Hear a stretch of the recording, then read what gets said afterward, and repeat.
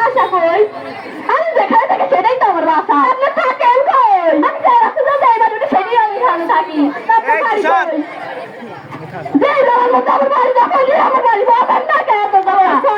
আপনার বাড়ি শুনে আমার কাম নাই বুঝছেন? ও ঠিক আছে, তাহলে প্রশ্ন করেন।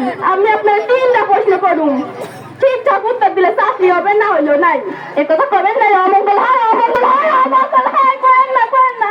আচ্ছা ভাই, আচ্ছা আচ্ছা, আমি আপনার প্রথম প্রশ্ন করি।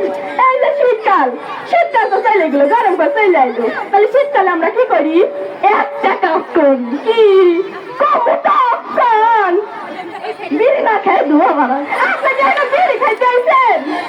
এখন তো শীতকাল, এমনি ধোয়া গরম আছে, বিড়ি খাবো। ওরে কপাল রে। সেকেন্ড প্রশ্ন করেন। শোনেন, আপনার কাছে 200 টাকা আছে, আমার 100 টাকা দিলে আপনার কাছে থাকে কয় টাকা? আরে পাগল, আমার কাছে 100 টাকা কি খেয়া দিবে বাবু? আমার কাছে থাকবে তাহলে 200 থাকে দিয়া। আরে আমার কপাল। আরেকটা প্রশ্ন করবো, এইটাই লাস্ট, এইটাই শেষ প্রশ্ন। উত্তর দিলে পারে আপনার চাকরি পাকা, না হলে বাইক যাইবেন। বাইক তো যাইতে ঠ্যাঙ্গের গোড়া হইয়া আকাশে উঠাইতে চাকরিটা ব্যবস্থা হইলে। আচ্ছা, আপনি সমুদ্রে গেলেন, সমুদ্রের ভিতরে লেবু গাছ, লেবু আনবেন কেমনি করে? কিনে আনি তাও আমি সবাই দিন বাচ্চারা সমুদ্রের মধ্যে লেবু আনবে খাবো। আরে ওই লেবু আনবেন কি করে? ওই লেবু উড়ে উড়ে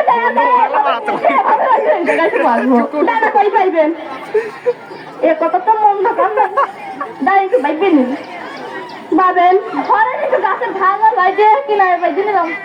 আরে ওই লেবু আনবেন কি করে? ভালো করে কম তো